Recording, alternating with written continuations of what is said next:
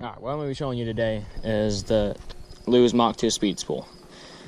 It's just more or less an overview of it. I actually had one uploaded a while ago, and I mean, it wasn't the best. I was in my room and didn't get very good video of it.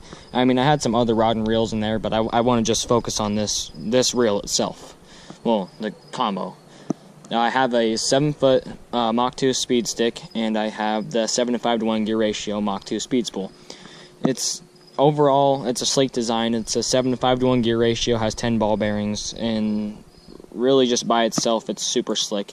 The only thing that I guess you could say that I don't really like is the rounded grips on them. I noticed that when I'm reeling, my fingers tend to slip off a little more when they get wet. I know it says that it has good grip on it. Well, I mean, it does down here and everything, but what you focus on is right here. You're not going to be holding here much unless you're casting. Really, other than that, if you can't tell, it's just got the super sleek design, super slim and everything. And just like any other reel, it has the braking system on this side, whether, well, for a left-hand retrieve, it has the braking system on the right side and the spool stopper on the left. One thing that I actually noticed that I like more about this is some of my other reels, they don't actually make a ticking sound on the drag or when you adjust the spool on them. I mean, it's just something I find a little bit neater, and I've noticed that I can go off the clicks a little bit more.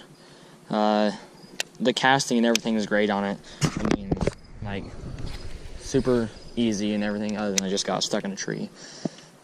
But yeah, I mean, I have a medium heavy rod on it, nothing too heavy, just throwing some braid on it, going for some bass and stuff in their beds. Every now and again I'll throw on a spinnerbait and go pike fishing with it. But other than that, I guess you could just say that it's an overall great reel. I do believe the cost of the combo was around $160.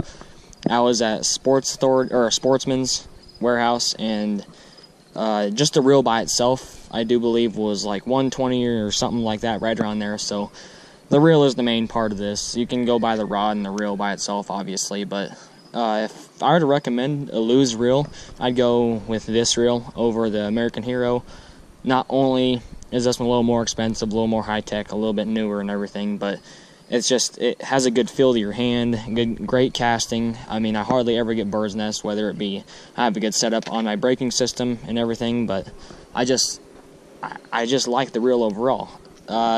If you're a fan of green, this is a good rod to go with because it's that neon green color, and I just decided to throw some darker green braid on it. I mean, you can pick whatever color you like, yellow or, you know, the rainbow colored ones, but just get to the point. It's an amazing reel. I'm glad that I got it and everything, and I don't think I'd ever trade it for any other reel unless it's a little more expensive or something like that. If I were to compare this one to the Shimano Satika, I would go with the Shimano. It's a little bit smoother. I mean, it doesn't have the rounded grips like I was saying I don't really like, but the braking system's a little different. On the magnetic braking systems, it's actually down over here, so this doesn't show. None of this is there. It's down over here, so I mean, it's a little bit out of the way and everything, but it's silver. I mean, I don't know if you can get it in like black or a different steel color or something, but mine's just in a silver. I like having a little bit of color with it, and I actually have it on my American Hero rod, which is also a 7-foot medium heavy. But if I could just choose between those two, I'd definitely go with this combo over the Shimano. It's definitely very sleek and very clean. Other than that, I would just say that it's an amazing reel. I'll show you guys in a little different perspective here in just a second. I've got to get my lure out of the tree. Anyways, I'll be right back with you. Alright, so we're back. Anyways, like I was saying, for one, yes, it is a long rod. I mean, it's only a 7-foot rod, but to me that's long. I like to get a little bit longer rod for, like a 7.6 or a 7.3 or something, just for when I'm trying to whip it out there and, like, where there's no trees or something, just out in some grass. I mean, it's just a great reel. There's nothing that goes wrong with it. On my Daiwa, I've actually had some problems with the brake on it, or not the brake, the drag on it. Had some pretty bad problems with the drag on it. It just wouldn't work there for a while, so I took it apart and cleaned it and re-greased everything, and I mean, it didn't really clean it up much, but I got the drag working. I've actually had this one almost as long as I've had my Daiwa, but this one has actually held out a little bit longer. I've used this one when I went to PAL and left my Daiwa at home, so it's had that really, really fine sand in it, and it hasn't made any squeaking sounds. Not like it's got anything in the bearings. I mean, I've dropped it in the dirt a couple of times and just washed it off a little bit by hand, just over the top. Like, didn't really get deep in it. Doesn't make that grinding sound like there's some dirt in the bearings or anything. So it has great protection overall. I mean, I've had a couple birds nest with it, just because I didn't really set the gears up right. But usually, it just, I guess you gotta say, just put the drag, or put the spool stopper and the magnetic brake on correct, and you won't get as many bird's nests. And if you're a beginner, you gotta work your way up and everything. But if you're looking for a rod and reel that's under $200, a good combo, and it's Lews, go with this. I really recommend this rod. It's super sleek and everything, like I've been saying. It's got that sweet green tint to it. Even the drag has that green to it, but except it's a little bit more steel color. Other than that, I mean, not much action, obviously, because it's medium heavy and it's only 7 foot.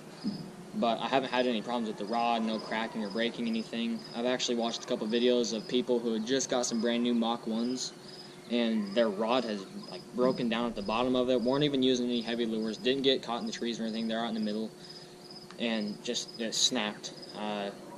I've got some pretty decent sized fish on and everything, and if you've used a graphite rod, I used my Daiwa, and I had an Abu Garcia Vengeance rod on it, and it was a medium light 6.6, and you could actually hear the graphite start to crack in it. This one I've had no problems with that. Gotten some pretty bad snags and been jerking on it.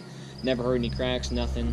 And I mean, it's just a great reel overall. The eyelets, I'll tell you what, there's that plastic inner coating on them, if you can't see that. I've actually had a couple of them break off and they'd cut my braid. So if you're going to fish with one of these, that's one thing I'd look for. If your braid's starting to get cut up a little bit and you're trying to figure out why your lures are snapping off or why your braid's getting frayed, just look at those eyelets. Make sure that some of that plastic hasn't broken out of there, or whatever it may be that's in there.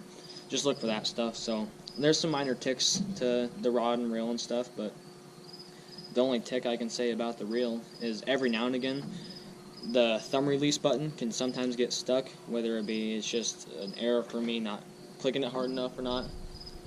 But yeah, sorry about that. That was my mom. And yeah, I mean, I throw a little bit heavier lures. Like I got the 4-inch live bait or live target minnow thing on it. I've thrown some spooks on them, the 5-inch spooks where they have the 3 treble hooks along the bottom, the super spooks. Throwing some of those. I actually threw the 3D live bait duck with this, and it's just, you don't even have to adjust the braking system much. It just casts right out there, nothing wrong with it. Anything, you don't hear any like ticks in the reel, you don't hear nothing in it.